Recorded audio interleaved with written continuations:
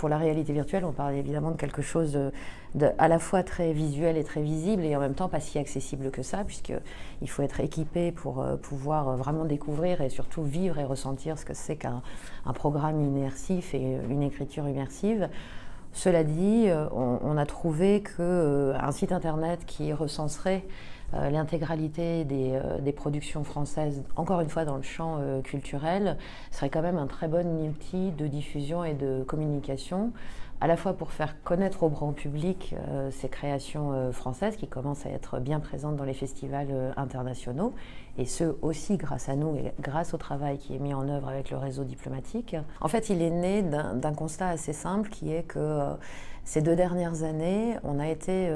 énormément contactés, notamment par les attachés audiovisuels, qui sont les personnes à l'étranger, en poste en ambassade ou en institut français ou en alliance, qui s'occupent de la diffusion audiovisuelle et cinématographique. Et ils se sont mis à nous contacter assez massivement en nous disant tous les festivals de films traditionnels sont en train d'ouvrir des sections nouvelles écritures, transmédia, réalité virtuelle. Qu'est-ce que vous pouvez nous conseiller comme producteurs, auteurs, réalisateurs qui ont réalisé des œuvres intéressantes dans ce domaine? Et c'est là qu'est née l'idée du site internet,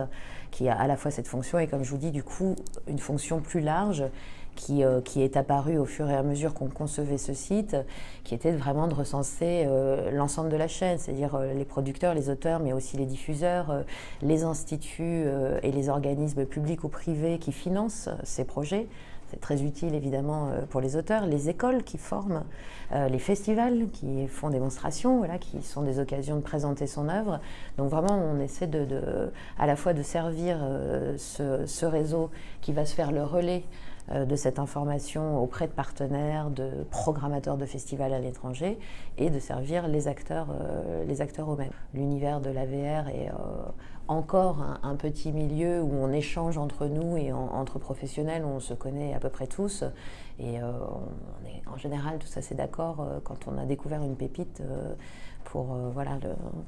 s'accorder sur la qualité et nous, du coup, la mettre en avant, comme d'autres médias les mettront en avant, on espère. Il n'y a pas de question de territoire, je pense qu'on œuvre tous dans le même sens, qui est vraiment de faire savoir qu'il y a des talents en France dans ce domaine, qu'il y a en fait une forme d'exception culturelle, comme on trouve dans d'autres formes d'expression artistique en France, on la trouve aussi dans la réalité virtuelle.